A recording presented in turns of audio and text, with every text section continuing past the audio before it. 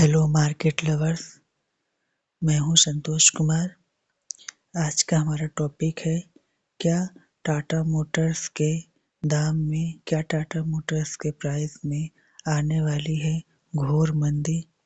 क्या हम यहां से टाटा मोटर्स के प्राइस में एक डिक्लाइन फेज देख सकते हैं? तो इसी विषय पे आइए हम चर्चा करते हैं।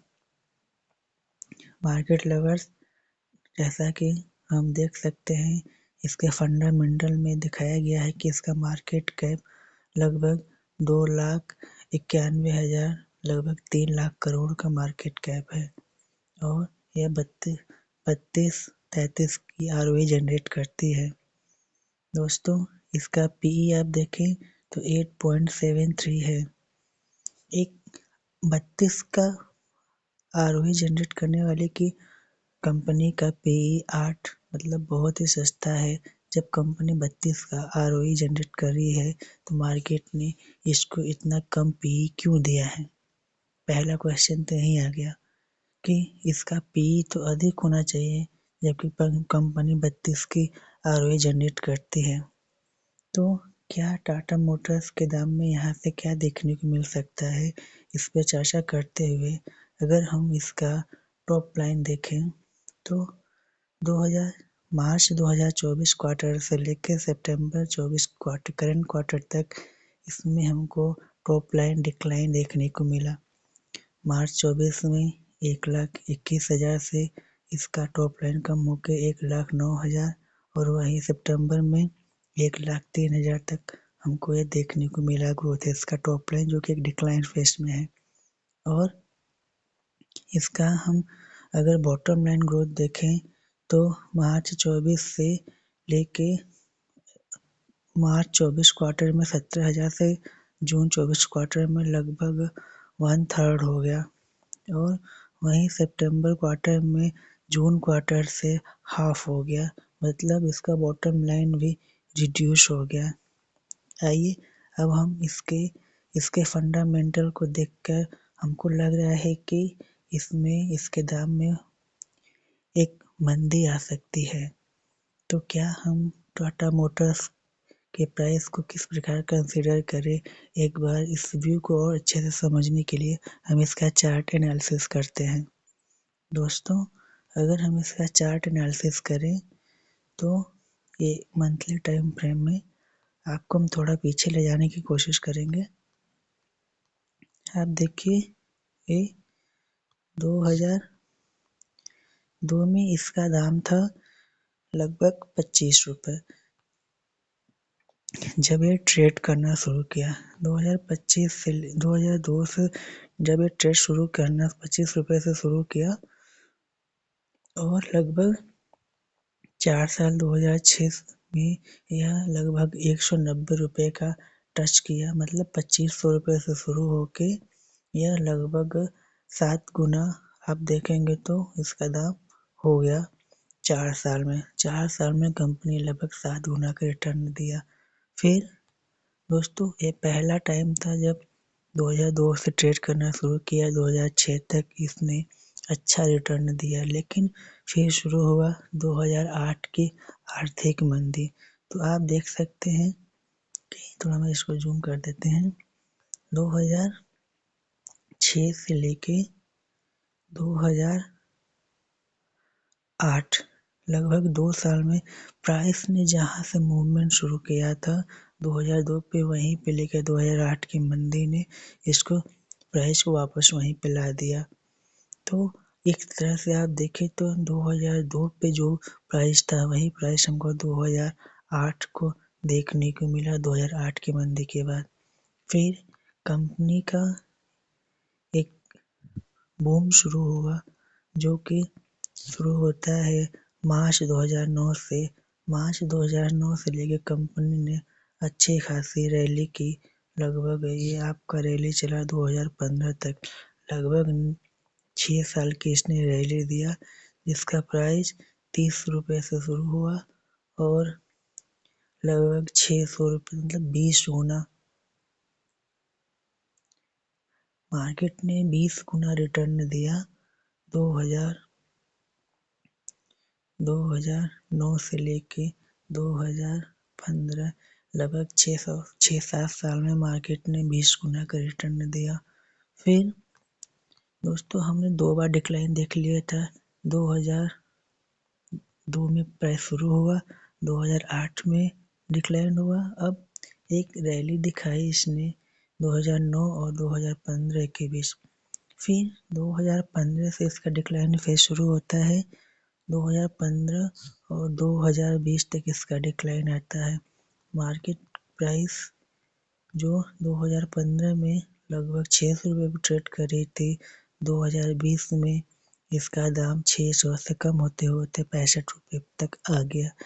तो 65 रुपये ऐसा क्या हुआ 2015-2020 में? तो 2015-2020 में यदि हम एनालिसिस करें तो हमको पता चलता है कि उस समय डीजल वाहनों पे प्रतिबंध, जीएसटी में बदलाव और इसके जेएलआर जुगुआ लैंड रोवर जैसे कारों का ऊंचा दर्जे का प्रदर्शन न होने की वजह से इसके दामों में बड़ी गिरावट इन सालों को देखने को मिली। फिर इसका रैली शुरू होता है 2020 से। दोस्तों अब तक प्राइस ने टाटा मोटर्स की जर्नी में 2 बार एक डिक्लाइन दिया जो कि एकदम जीरो लेवल पे लाके छोड़ा है इसको। उसके बाद 2020 से फिर इसका रैली शुरू होता है और ये चलता है आपका 2024 तक। 2024 तक किसने रैली दिखाई? 2020 में इसका दाम था लगभग 88 रुपये और 2024 के इस अगस्त महीने तक में इसका दाम हो गया 1100। लगभग यहाँ पर भी इसने लगभग 15 गुना के आसपास का इसने रैली दिखाया। फिर दोस्तों अब आप देखिए इस वाले कैंडल में, जो कि कैंडल है आपकी अगस्त 2024 की। अगस्त 2024 से लेके इसने अब तक आज है आपका दिसंबर 24 तक में इसके दाम में आप देखें तो कितने प्रतिशत का करेक्शन हुआ है? लगभग 35% का इसने करेक्शन दे चुका। तो ऐसा क्या हुआ कि 2024 में इसके दाम गिरने अचानक से शुरू हो गए? तो दोस्तों अगर आप चार्ट पैटर्न पे देखें तो पहले ये बूम करता है, रैली देता है, फिर अचानक से प्राइस एकदम नीचे लेवल पे आता है, फिर बूम करता है प्राइस, जो कि 2009 से 2015 तक में हुआ था। आप देख लीजिए यहाँ 2009 से 2015 के बीच में हम आपको दिखा देते हैं। 2009 से 2015 के यहाँ पे देखिए ये बूम शुरू हुआ, फिर 2002 से ये देख लीजिए आप 2002 से 2006 ये बूम हुआ।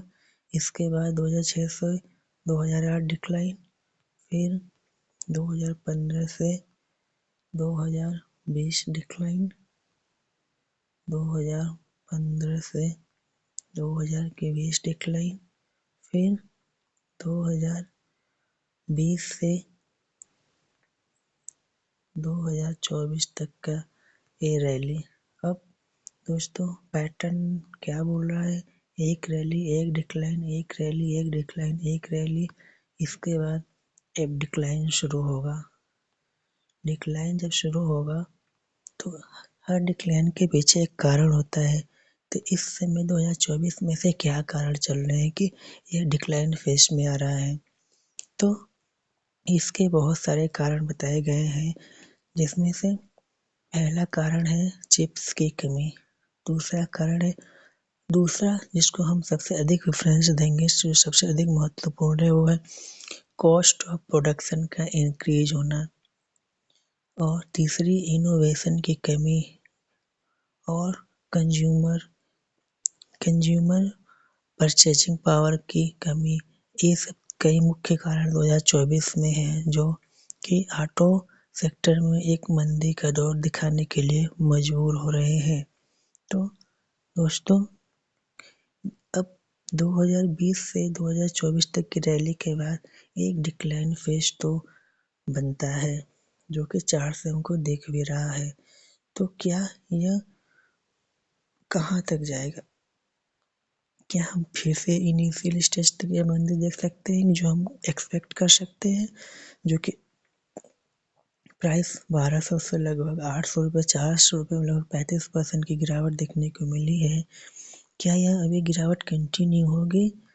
जो हमने पिछला डेटा एनालिसिस किया उसके बेस पे हम एक यह व्यू बना सकते हैं, जो हमारे व्यू को सपोर्ट कर रहा है कि अभी हम टाटा मोटर्स में एक घोर मंदी देख सकते हैं, जो कि उसके टाटा मोटर्स के दामों को या तो टाटा मोटर्स के दाम को या तो 600 के लेवल तक गिरा सकता है, या तो वो इसके 400 तक के लेवल को गिरा सकता है, या वो इसके दाम को 100 रुपये तक के भी लेवल पे ला सकता है, जैसा कि हिस्ट्री पैटर्न और इसके फंडामेंटल्स से हमको एक व्यू मिलता है। तो दोस्तों, अगर प्राइस 600 के लेवल तक आता है तो हम यहाँ पे एक बाइंग अपॉर्चुनिटी देख सकते हैं एट पर चार्ट और टेक्निकल एनालिसिस। अगर यह 300 के 400 के रेंज में आता है तो एक स्ट्रॉन्ग बाइंग अपॉर्चुनिटी हमको देखने को मिलेगी, और यदि यह 100 रुपये के लेवल तक कहता है, जो कि थोड़ी मुश्किल लग रही है कि इस लेवल तक आ पाएगा एक लार्ज कैप कंपनी, तो यहाँ पर भी बहुत अच्छी अपॉर्चुनिटी हमको देखने को मिल सकती है। दोस्तों, ये सब पॉइंट को डिस्कशन करने के बाद, एनालिसिस करने के बाद हमको ये लगता है, हमें ऐसा व्यू हमारा बनता है कि टाटा मोटर्स में एक मंदी तो जरूर आएगी। ये मंदी किस लेवल तक आएगी? क्या 600 तक के प्राइस पे आके रुकेगी, या 400 के प्राइस पे आके रुकेगी, या 100 रुपये के प्राइस पे आके रुकेगी? लेकिन एक डिक्लाइन तो रैली के बाद आना तय है। तो दोस्तों, जितना तेजी से ये प्राइस गिरा है, हमने देखा है पिछले में भी उतनी तेजी से इसने रिकवरी भी किया है। तो अगर कि इन तीनों लाइन के तीनों फेज के डिक्लाइन में किसी में भी वो आता है, चाहे 600 पे आए, 400 पे आए या 100 पे आए, हमें बाइंग की अपॉर्चुनिटी तलाशनी चाहिए, जहाँ से एक अच्छी रैली देखने को मिलेगी और हमारा रिटर्न बहुत अच्छा बन सकता है। तो टाटा मोटर्स की इस एनालिसिस को यहीं करते हैं, आगे फिर मिलते हैं किसी नए टॉपिक पे। तब तक थैंक यू।